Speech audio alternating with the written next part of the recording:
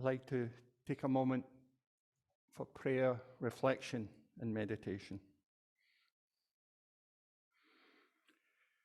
At this time of year, nature and our mythology reminds us of the cycles of love and death and life. Our environment seems less abundant as trees and plants prepare for the winter. Many cultures in our world claim that the veil between the living and the dead is thinner at this time of year. And for those of us coping with loss of friends and loved ones, that thinness can feel fast and thin. Fast because our relationship with those who have died is forever changed. Yet thin because our memory of the dead can keep them close and vital to us through the years. The cherished memories of loved ones who came before remind us that the love they gave us and the love we hold for them. We are reminded by their lives that how we live today matters, not just with us here today, but for the future generations to come. As those who came before influence us, then we will in turn influence those to come. If we influence others is not our choice. How we influence them is. Our time in this life is limited, but what we choose to give to others can be abundant. May our love and concerns for others guide us in preserving the memories and values of those who came before, and may we pass on to those who come our highest values and the spirit that has enriched our own lives. I invite you to join me in silence.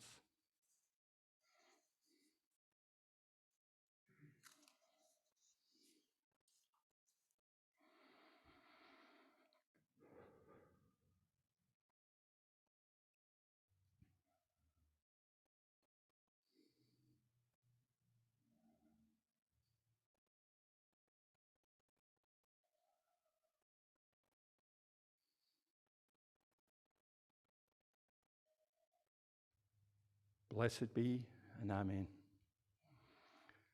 The late Unitarian Universalist minister Forrest Church said that religion is the human response to being alive and having to die.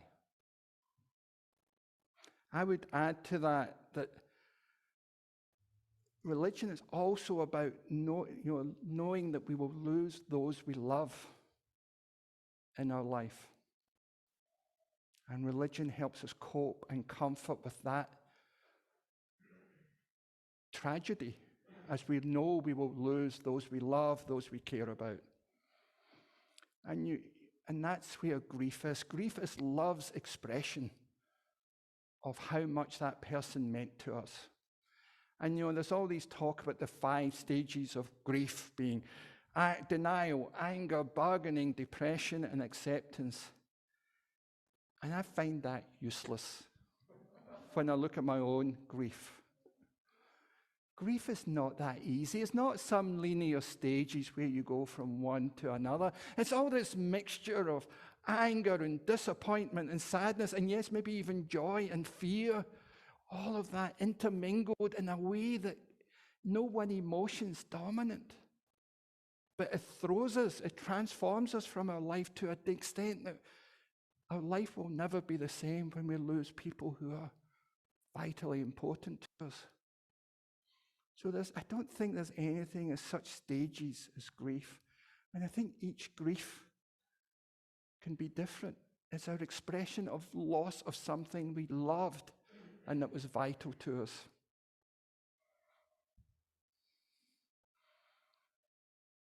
And our relationship with those who have passed can change as well. Perhaps we need to forgive someone who we loved but we never quite resolved in their lifetime, and that is okay. Grief can be a path to that. But I think what's most important is the memories we have for them, because we miss these people who loved us even though we didn't feel lovable, who cared for us when we did wrong, who just nurtured us into who we are today. We probably didn't deserve them, and that's why we loved them.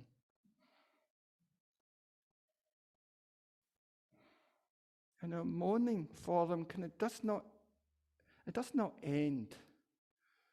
I think we learn to cope with loss, perhaps, but we're forever changed by it, and we're always living in that relationship. And as I said, no two griefs are the same because of the circumstances of what they died and how they meant to us. And I look at my own experience with my two parents. Of course, one of the closest losses most of us have as parents, and especially for people like myself who had great parents who really made me the person I am, who loved me unconditionally, who cared for me. Especially when I wasn't caring for myself and probably not even loving for myself, they cared for me and loved me. And their deaths were very different. My dad died in 2008. My dad struggled with ill health for about 20 years, so every time I left Scotland, there was an expectation I would take a look at him and think, this may be the last time I see him, because I would only go back every year. So I thought I was preparing for myself for that, but I don't think you can ever prepare yourself for the loss of a loved one. And he died somewhat unexpectedly. I've mentioned before I was flying back to see him, and I was at Amsterdam airport when I found out he had died. And it was interesting, I realized the time he died, I was probably flying over him, which always strikes me as quite poignant. But there was a lot of shock, and but I think a lot of my time when he died was I would say typical mourning. I missed him. He was a person who challenged me, and my brother and I always joke that he told us for the first 20 years of our life to work hard, and the next 20 years of our life to tell us not to work so hard. Probably not uncommon for parents. Now, there's always that corrective value, but he always challenged me. He was curious, and that curiosity I take with me, and I think it helped me into the path of Unitarian Universalism, following my curiosity. I think a lot of my grief at the time was worrying about my mother who was left. And I was talking to one of our congregants a few days ago, and I was saying, I remember my mum saying that the hardest part was meal times, because people would come and visit and say, oh, I'll let you go, I'll go now and leave you for your dinner. And she would eat a dinner by herself. I think that's a great thing for a religious community to remember, that maybe people want someone, be it via Zoom or be it to visit for meal times for those who have lost someone. But I think a lot of my worry was trying to support my mum, especially from a distance as she struggled. But then my mum's path was, she'd been a caregiver for my dad through his ill health for 20 years. So I think she was a little bit at a loss what to do with herself. And we thought, my brother and I were both, this is really hopeful. This might give her a chance to do stuff for herself, because she wouldn't come to me, visit me in the States or him in Russia because of my dad's health. But then my mum, a couple of years later, was diagnosed with Alzheimer's. And that was a very different path. She struggled for 7 years with Alzheimer's. And that is absolutely heart-wrenching and heartbreaking disease for her and for the family around her. So I recognized early on I wasn't in any sort of denial. I realized I had lost my mum early on. And that was kind of helpful. But then I realized it was an ambiguous grief. She was still there, but it was not the same person that I knew and loved. And I remember when I was a young boy, especially when I was being 8 and 13, I remember lying in bed praying that I would die before my mum, because I could not imagine losing my mum as a young child. I remember being up late at night praying. And I wasn't particularly religious. Don't get this ministerial garb fool you. I was not that religious as a young child, but I would pray that I hope I die before my mum does, because I couldn't imagine that loss. And I realized that's a horrible thing. No parent should outlive their child. I think that's got to be one of the hardest things, and I know there's people in this room that have. And my heart goes out to you. I cannot imagine that pain. But then when my mum's death did come, and 3 years ago, I have to say it was a relief. After 7 years of Alzheimer's, there was even a certain amount of joy in it, that she was no longer suffering, because she was, as any of you who have experienced someone going through Alzheimer's, the end is painful. It's not the same person. There's no dignity. There's no quality of life. So there was a joy and relief when she died. But I realized that I still have not really grieved her, because I'm still carrying so much anger at that disease, Alzheimer's. And when I was preparing for the service this week, I realized I still need to grieve my mother. I've grieved the illness, but I've not grieved the person she was. So I invite you all to think about, what is it that you maybe still need to grieve, that we maybe haven't been able to let go because of complications in the relationship, complications of the illness, complications of the death. I think there's sometimes in those cases of ambiguous loss, where someone's ill when you lose them, or you've got a strained relationship, it's hard to fully go into grief. And this is 3 years since my mother died.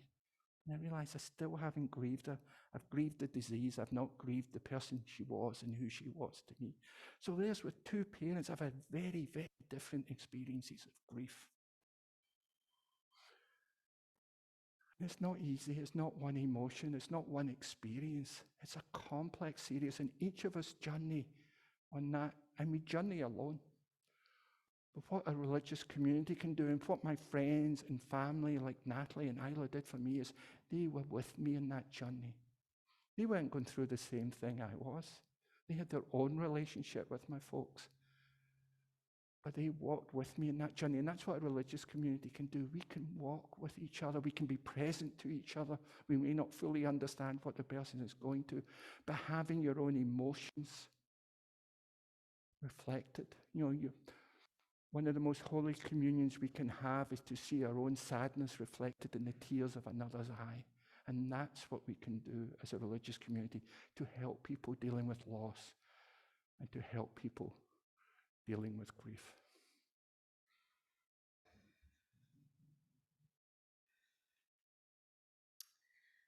Go placidly amid the noise and haste, and remember what peace there may be in silence. As far as possible, without surrender, be on good terms with all persons. These are the opening words of the poem Desiderata by Max Ehrmann. My brother, Aaron Fury Bleish, loved this poem, and he lived these words. He was, without a doubt, on good terms with all persons. Aaron struggled with both his physical and mental health for many years. But no matter how difficult things were for him, he always found a way to share his love for others. Not too long before he died, Aaron sent me this text message. You are the single best sister in the world. There may be billions of them. Maybe some in Syria are doing crazy, amazing things.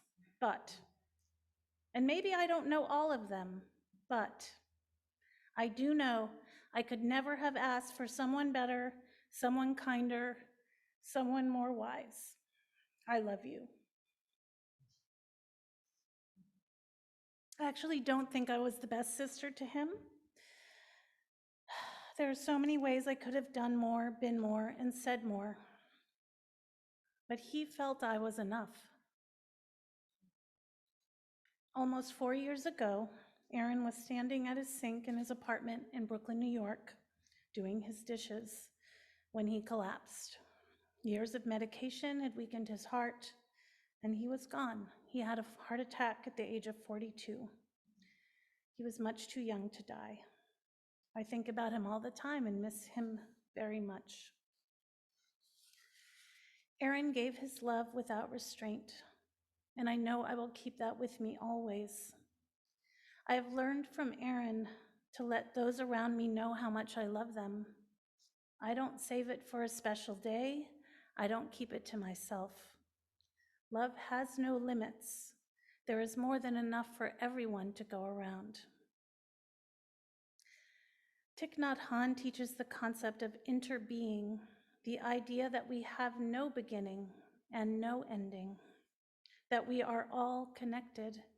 We inter-are. And when I share my ideas, my thoughts, my love with others, some part of me becomes a part of you. I continue. And when I share with you a little about my brother, a small part of him becomes a part of you. He continues. The Desiderata closes with these words: therefore, be at peace with God, whatever you conceive him to be, and whatever your labors and aspirations in the noisy confusion of life, keep peace with your soul. With all its sham, drudgery, and broken dreams, it is still a beautiful world. Be careful, strive to be happy.